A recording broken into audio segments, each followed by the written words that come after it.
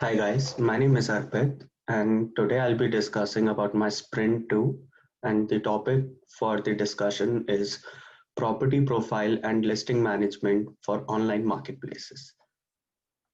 The sprint started on 17 September 2020 and the progress report ends on 27 September 2020. And let me introduce you with our team members. Member number one is Renu Deshwal, then Rajiv Gupta, Shruti Madala, and Arpit Badura, that's me. Let us start the sprint two with the user stories, what exactly the client want us to achieve here.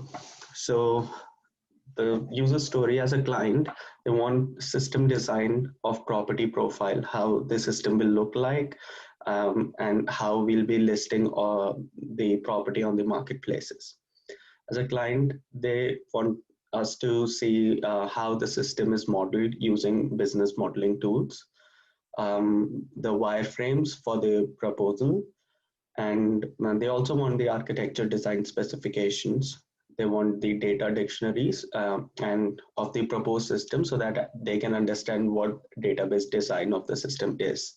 So this is all is already included in the sprint 2, which I'm going to show you. So the task that we have achieved over here, we have put the UML diagram. The UML diagram, you can also see it on the sprint 1. We were able to achieve the UML diagram in sprint 1, and that is already submitted over there. Then architecture, system architecture, wireframe, data dictionaries, proposed methodology, and technology stack.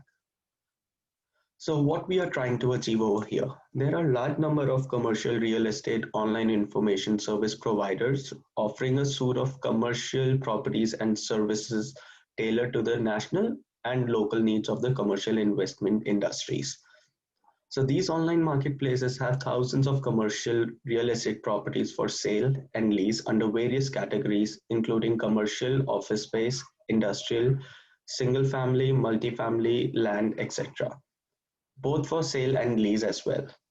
Their purpose is to attract a community of industry professionals, including investors, property managers, landlords, appraisers, local and national buyers, to select the properties and with the desired features.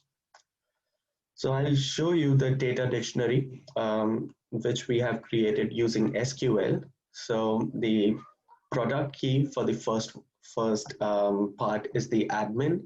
So for the admin ID, we need username and password. And if we talk about the next one, the product key is booking ID. So for booking ID, we need user ID, property ID, number of person, and the description.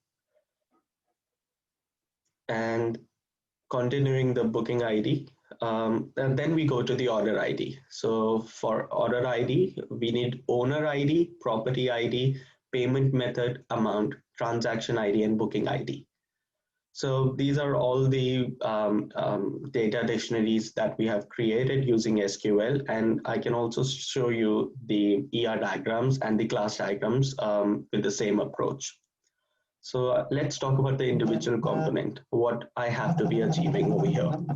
So what did I accomplish in the past sprint? So as I already told you, in the past sprint, I've done the UML diagram of the system, used the case diagram, admin flow diagrams. I've done the flow diagrams, which is also flow diagram was also on the previous sprint. Then I've designed BPM diagrams and the wireframes. So how did I apply stream specific knowledge to my project? So we used draw.io tool to draw the UML diagrams and referred features list and some existing website to create to be architecture. So what did I learn from the last sprint?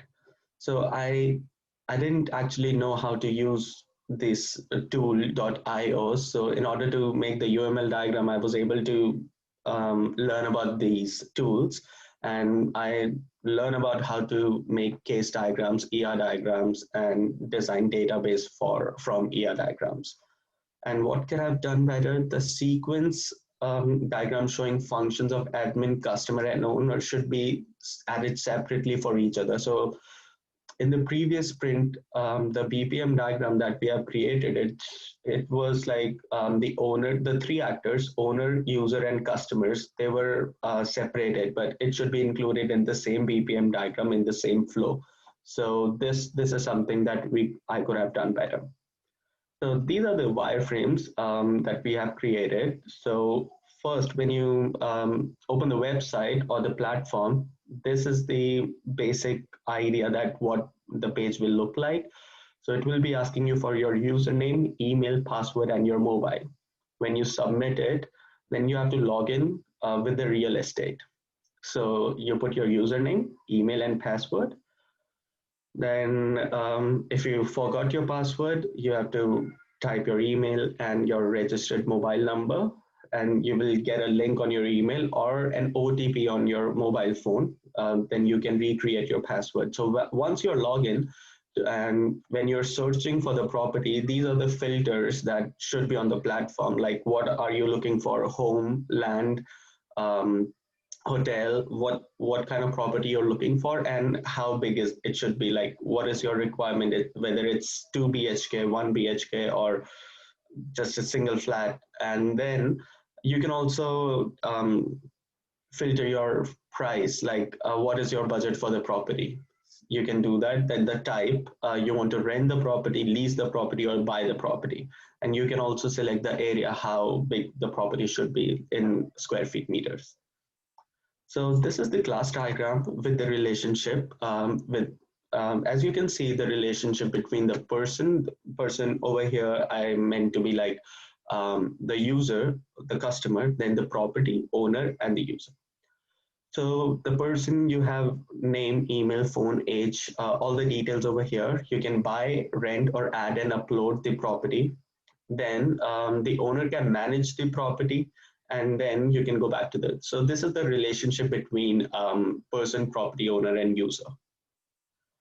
And this is the relationship diagram, the ER diagram that we have created using the database, that data dictionary that I have already shown you in the sprints before, in the slides before.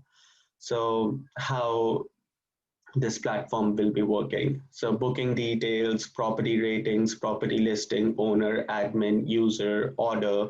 This is how these are related to each other. It is mentioned in this ER diagram with all the notations. And this is the correction that we have made on our BPM diagram. So in the previous diagram, there was 3 starting point and 3 end point. So we wanted to eliminate that. So there is only 1 starting point and 1 end point, how it should be working.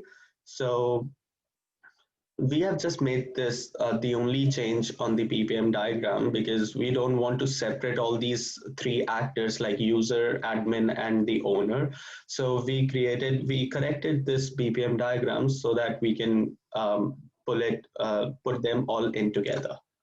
And thank you. If you have any questions, please let me know. Thank you for your time and patience.